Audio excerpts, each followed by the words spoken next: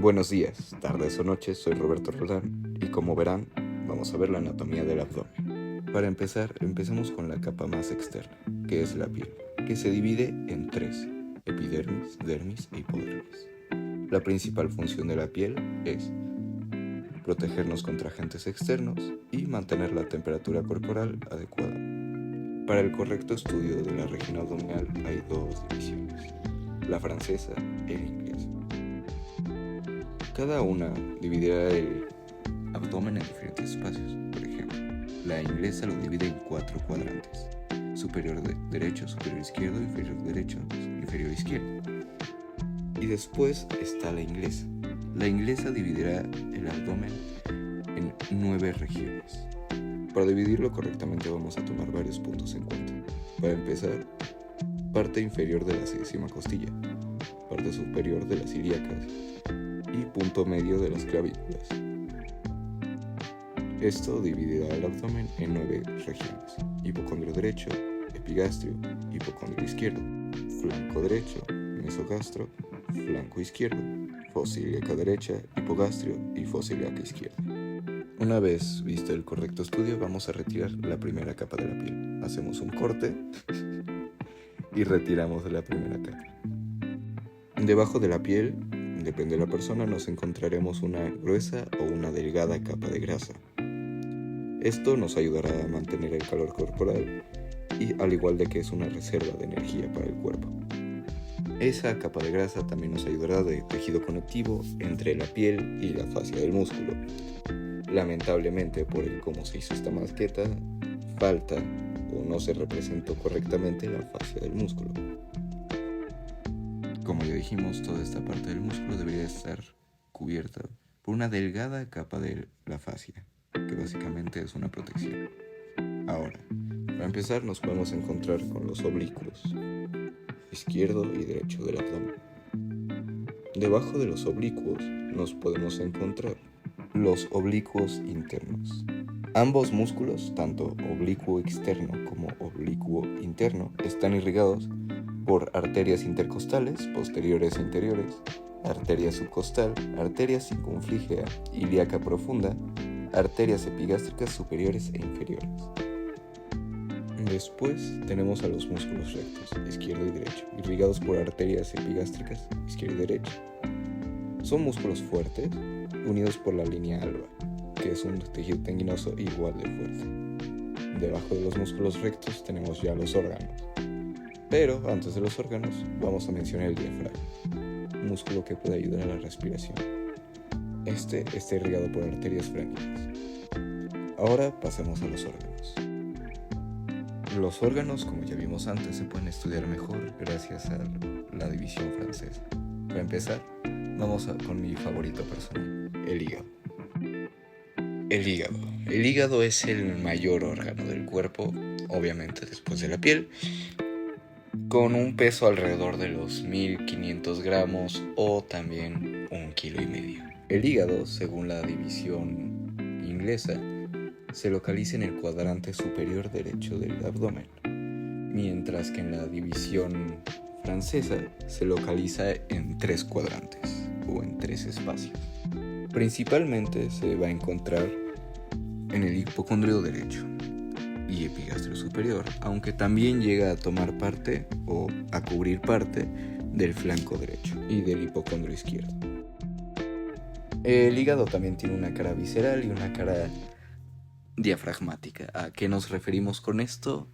Básicamente su cara superior y anterior son las que están en contacto con el diafragma, mientras su cara posterior e inferior son caras que están en contacto con otras vísceras, más específicamente con la vesícula biliar y el riñón.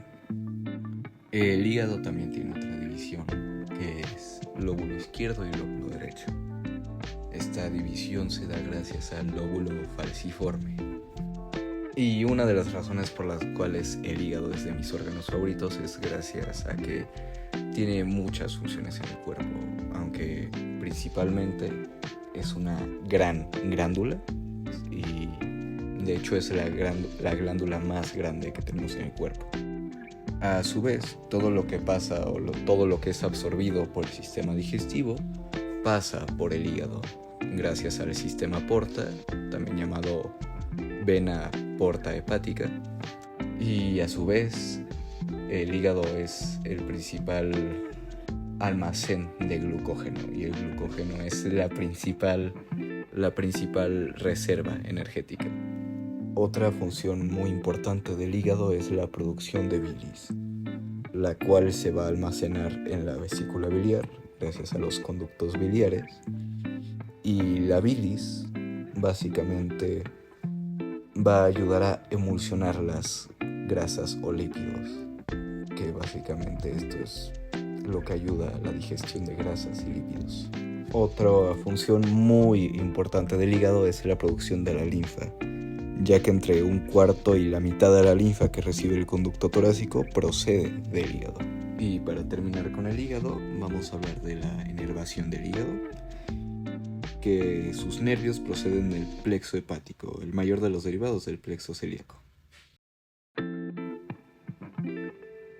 Ahora que ya vimos el hígado, vamos a proceder con la vesícula biliar. La vesícula biliar, con unos 7 a 10 centímetros de longitud, se encuentra en la fosa de la vesícula biliar, en la cara visceral del hígado, que a su vez se encuentra en la unión de las porciones derecha e izquierda del hígado. La vesícula biliar, que tiene forma de pera, puede almacenar hasta 50 mililitros de bilis. El peritoneo rodea completamente el fondo de la vesícula biliar y une su cuerpo y su cuello al hígado. Esta se une al hígado mediante tejido conectivo de la cápsula fibrosa del hígado. La vesícula tiene 3 porciones. Para empezar, el fondo, que es un extremo ancho y romo que normalmente se proyecta desde el borde inferior del hígado. También tiene el cuerpo, la porción principal que está en contacto con la cara visceral del hígado, el colon transverso y la porción superior del duodeno. Para terminar, tenemos el cuello, que es el extremo estrecho, opuesto al fondo que se dirige hacia el sistema porta hepático. El cuello tiene forma de S y se une al conducto cístico. Y claro está que no podemos hablar de la vesícula biliar sin hablar de los conductos biliares. El conducto cístico, que tiene unos 3 a 4 centímetros de longitud, conecta el cuello de la vesícula biliar con el conducto hepático común. La mucosa del cuello forma una espiral y crea un pliegue, el pliegue espiral. Este mantiene abierto el conducto cístico, de modo que la bilis puede desviarse fácilmente al interior de la vesícula biliar, al igual que proporciona una resistencia adicional al vaciado brusco de la bilis cuando los esfínteres están cerrados y se produce un aumento repentino de la presión intraabdominal, como al estornudar o toser. El conducto cístico pasa entre las hojas del augmento menor, generalmente paralelo al conducto hepático común, al que se une para formar el conducto biliar. El conducto biliar se forma en el borde libre del augmento menor, por la unión del conducto cístico y el conducto hepático común.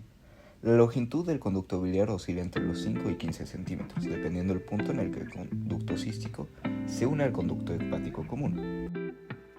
Este desciende posterior a la porción superior del duodeno y se sitúa en un surco en la cara posterior de la cabeza del páncreas. Los dos conductos discurren oblicuamente a través de la pared de esta porción del duodeno, donde se unen para formar la ampolla hepatopancreática, que desemboca en el duodeno a través de la papila duodenal mayor. Ahora, algo muy claro e importante es que los conductos biliares transportan la bilis desde el hígado al duodeno.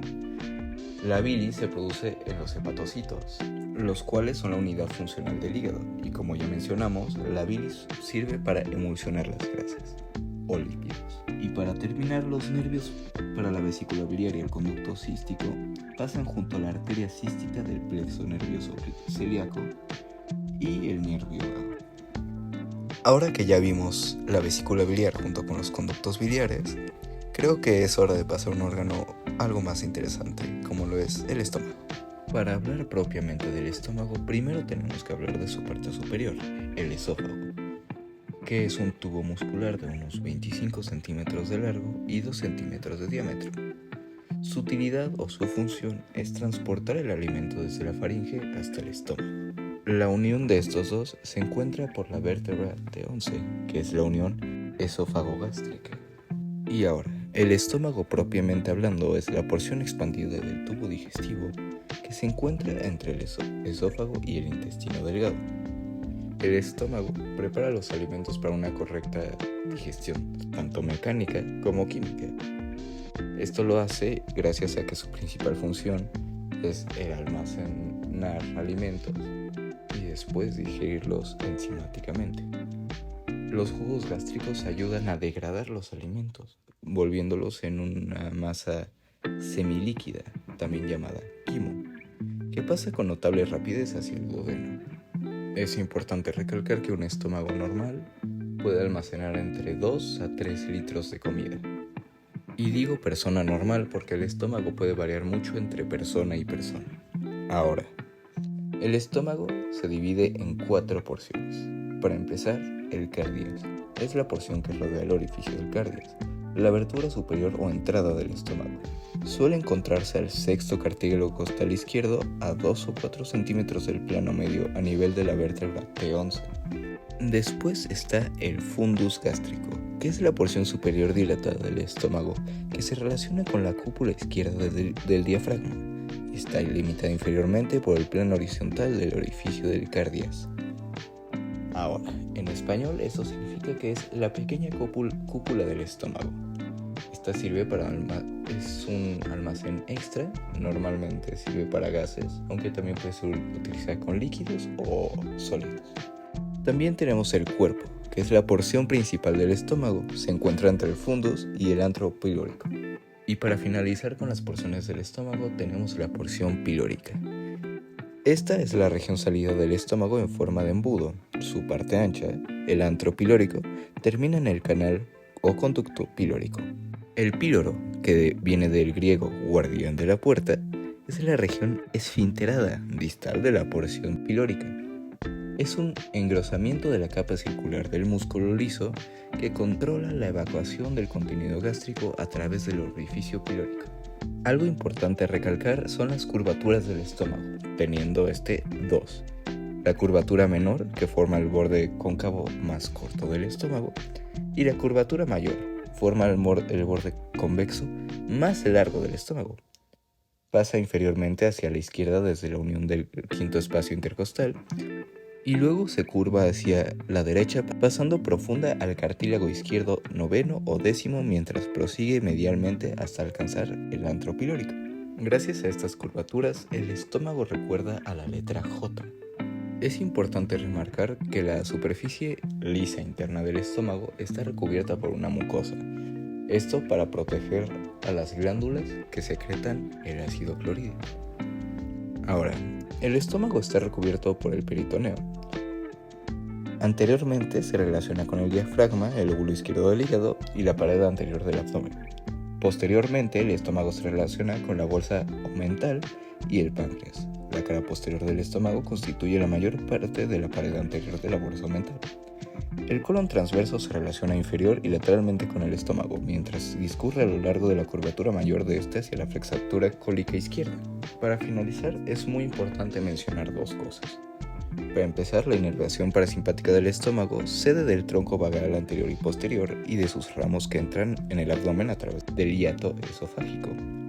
Y el lecho gástrico, que el lecho gástrico es donde descansa el estómago. De superior a inferior, el lecho gástrico está formado por la cúpula izquierda del diafragma, el vaso, el riñón y la glándula suprarrenal izquierda, la arteria esplénica, el páncreas y el mesocolon transverso. Una vez hablado del estómago, creo que es hora de ir a uno de los órganos más olvidados del cuerpo, el vaso. Antes de empezar con la información, me gustaría darle una mención honorífica al vaso, ya que creo que nunca lo he tenido en una clase ni de fisiología ni anatomía. Y de hecho el MUR tiene apenas una página sobre el vaso, entonces mención honorífica al órgano más olvidado del cuerpo, el vaso. Habitualmente el vaso es un órgano ovoide y pulposo de tono morado, que tiene aproximadamente la forma y el tamaño de un puño cerrado.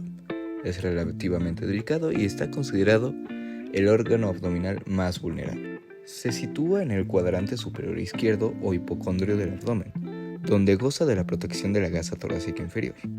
Al ser el mayor órgano linfático, participa en el sistema de defensa del organismo. Es un lugar de proliferación de linfocitos y de vigilancia y respuestas inmunitarias. Prenatalmente, el vaso es un órgano hematopoyético, formador de sangre. Pero después del nacimiento se ocupa sobre todo de identificar, extraer de la circulación y destruir los glóbulos rojos gastados y las plaquetas rotas, así como de reciclar el hierro y la globina.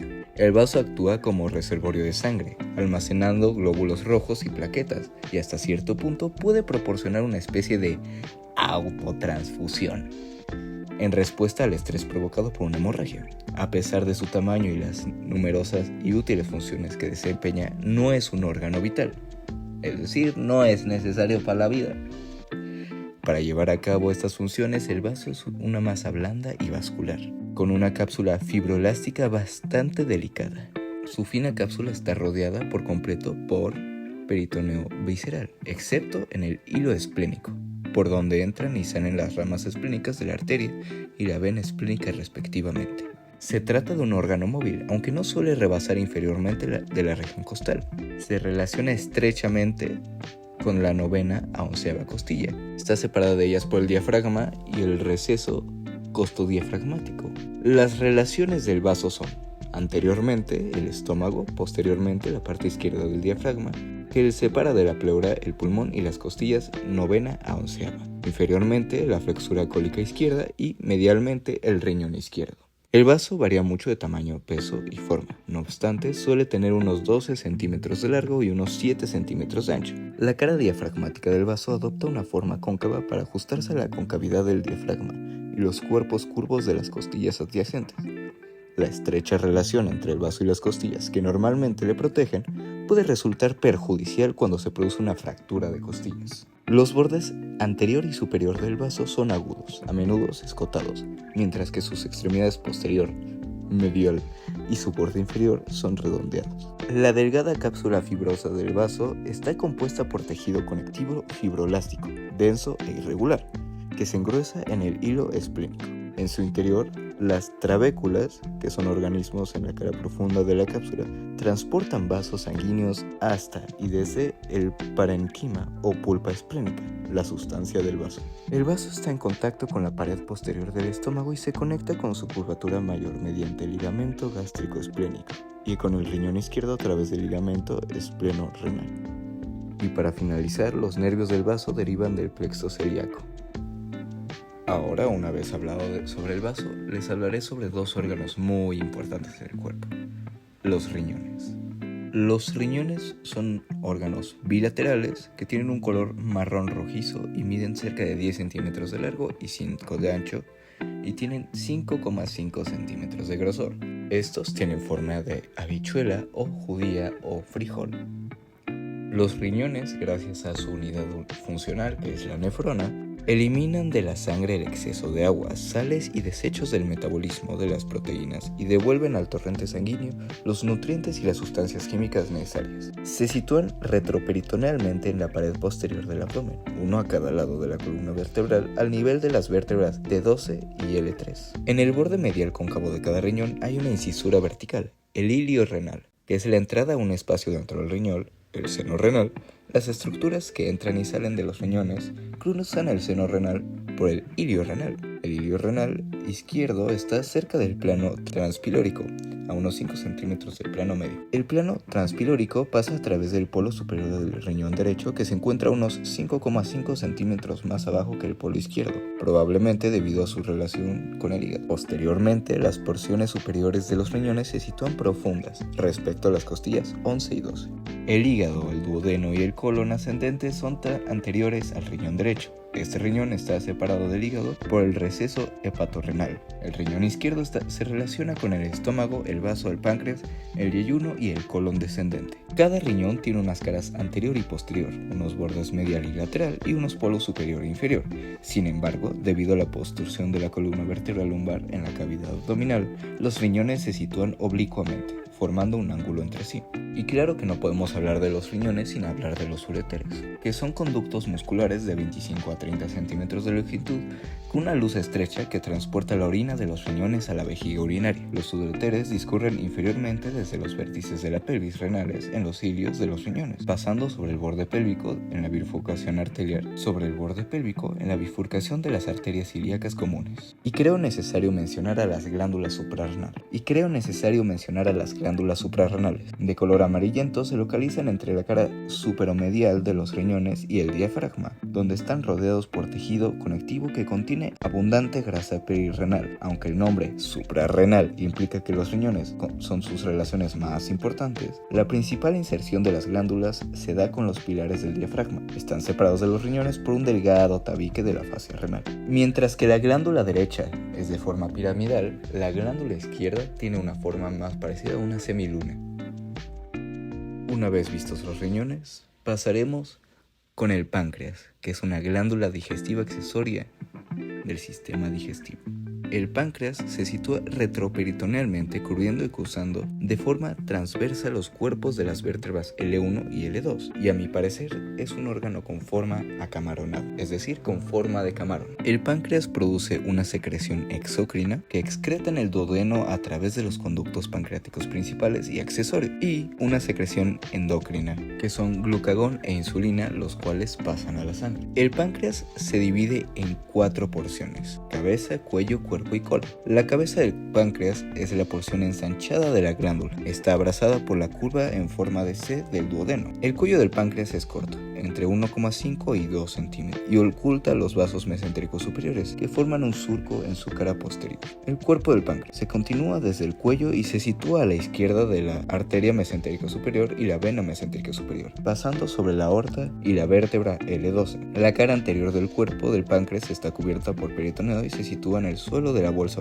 omental. La cola del páncreas se sitúa anterior al riñón izquierdo, donde se relaciona estrechamente con el ilio del vaso y flexura cólica izquierda. La cola es relativamente móvil y pasa entre las hojas de ligamentos esplenorrenal junto con los vasos esplénicos. El conducto pancreático principal empieza en la cola del páncreas y discurre a lo largo del páncreas hasta la cabeza, donde gira inferiormente y se relaciona estrechamente con el conducto biliar. Los conductos pancreáticos y biliar suelen unirse para formar la ampolla hepatopancreática. El conducto pancreático accesorio desemboca del duodeno en el vértice de la papila duodenal menor.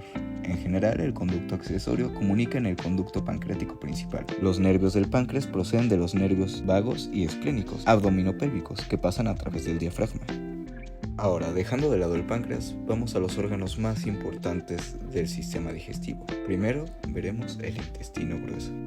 El intestino grueso es donde se absorbe el agua de los residuos no digeribles del quimo líquido, convirtiéndolo en heces semisólidas que se almacenan y se van acumulando hasta el momento de la defecación. El intestino grueso está formado por el ciego, el apéndice vermiforme, el colon, ascendente, transverso, descendente y sigmoide, el recto y el conducto anal. El intestino grueso se puede diferenciar del intestino delgado por varias razones. Para empezar, su calibre. El intestino grueso, claramente, como lo dice el nombre, es grueso, a diferencia del intestino delgado, que es delgado. Los apéndices omentales, las tenias del colon, que son 3: tenia mesocólica, tenia omental y tenia libre, y las guastras, que son formaciones saculares del colon situadas entre las tenias. La primera porción del intestino grueso es el ciego. Es un fondo de saco intestinal con una longitud y anchura de aproximadamente 7,5 centímetros. Está situado en el cuadrante inferior derecho o en la fosa ilíaca. El ciego suele encontrarse a 2,5 centímetros de ligamento longitudinal. Está recubierto casi por completo por peritoneo y puede elevarse libremente. Sin embargo, el ciego no tiene mesenterio. Debido a su relativa libertad, puede desplazarse de la fosa ilíaca, pero suele estar unido a la pared lateral del abdomen por uno o más pliegues cecales del peritoneo. El apéndice es un divertículo intestinal ciego con una longitud de 6 a 10 centímetros, que contiene masas de tejido linfoide. Se origina en la cara posterior medial del ciego inferior a la unión iliocecal. Después tenemos al colon, que consta de 4 porciones: ascendente, transverso, descendente y sigmoide, que forman un arco. El colon rodea el intestino delgado, de modo que el colon ascendente se sitúa a la derecha del intestino delgado, el colon transverso es superior y o anterior al colon, y o anterior a él, el colon descendente a su izquierda y el colon sigmoideo en una posición inferior. El colon ascendente es la segunda porción del intestino grueso. Discurre superiormente por el lado derecho de la cavidad abdominal, desde el ciego hacia el lóbulo derecho del hígado.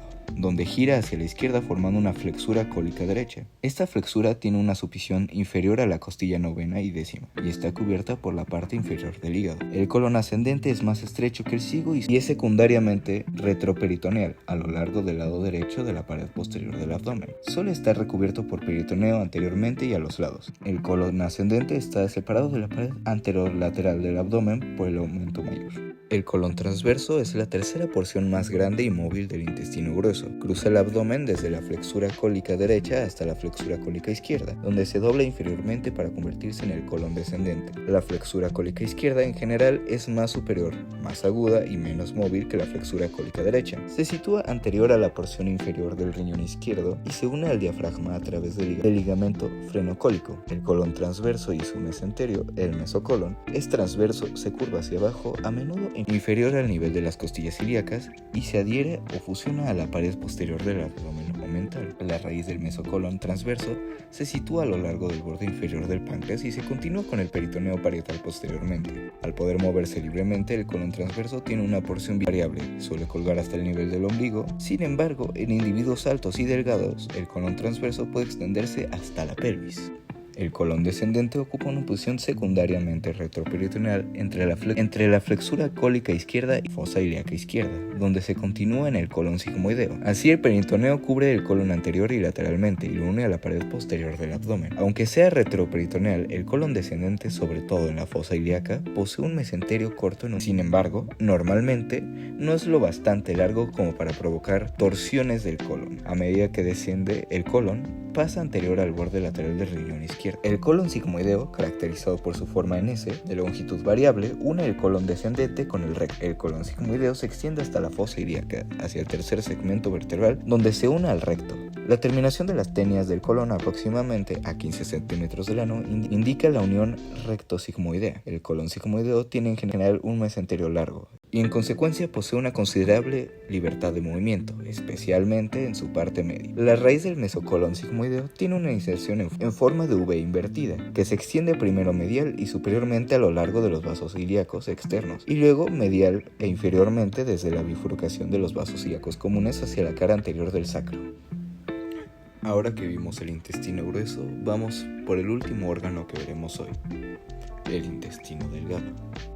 El intestino delgado está constituido por el duodeno, el yeyuno y el ilion.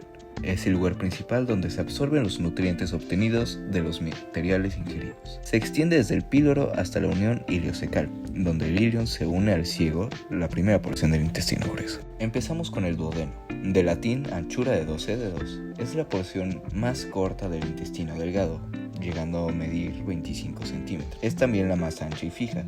Sigue un curso en forma de C alrededor de la cabeza del páncreas. El duodeno inicia en el píloro, en el lado derecho, y termina en la flexura duodenoyeyunal en el lado izquierdo. Esta unión tiene lugar aproximadamente a nivel de la vértebra L2, a 2 a 3 centímetros a la izquierda de la línea media, y adopta la forma de un ángulo agudo. El duodeno puede dividirse en 4 porciones: porción superior, porción descendente, porción horizontal o inferior y porción ascendente. Los 2 centímetros iniciales de la porción superior del duodeno, inmediatamente distales al píloro, tienen un mesenterio y son móviles. Los 3 centímetros distales de la porción superior y otras 3 porciones del duodeno carecen de mesenterio y no son móviles, puesto que son retroperitoneales. La porción superior del duodeno asciende desde el píloro y tiene sobre ella el hígado y la vesícula biliar. Su cara anterior está cubierta por el peritoneo, pero está desnuda en su cara posterior, excepto en la ampolla. La porción descendente del duodeno discurre hacia abajo y se curva alrededor de la cabeza del páncreas. La porción horizontal del duodeno discurre transversalmente hacia la izquierda, pasando por encima de la vena cava inferior. La porción ascendente del duodeno discurre superiormente y a lo largo del lado izquierdo de la aorta. La segunda porción del intestino, el yeyuno, empieza en la flexura duodenoyeyunal, donde el tubo digestivo recupera un curso intraperitoneal. La tercera porción del intestino, el ilion, termina en la unión iliocecal. En conjunto, el yeyuno y el ilion miden entre 6 y 7 metros de largo. El yeyuno constituye aproximadamente 2/5 partes de la longitud de la porción intraperitoneal del intestino delgado, y el ilion forma el resto. La mayor parte del yeyuno se encuentra en el cuadrante superior izquierdo, mientras que la mayoría del ilion se encuentra en el cuadrante inferior derecho. La porción terminal del ilion suele situarse en la pelvis, desde donde asciende para terminar en la cara media del ciego. El mesenterio, un pliegue peritoneal en forma de abanico, Une el yeyuno al ilion, a la pared posterior del abdomen. El origen de la raíz del mesenterio, de unos 15 centímetros de longitud aproximadamente, se dirige oblicuamente hacia abajo y a la derecha, se extiende desde la flexura duodeno-yeyunal en el lado izquierdo de la vértebra L12 hasta la unión ileocólica y la articulación sacroiliaca derecha.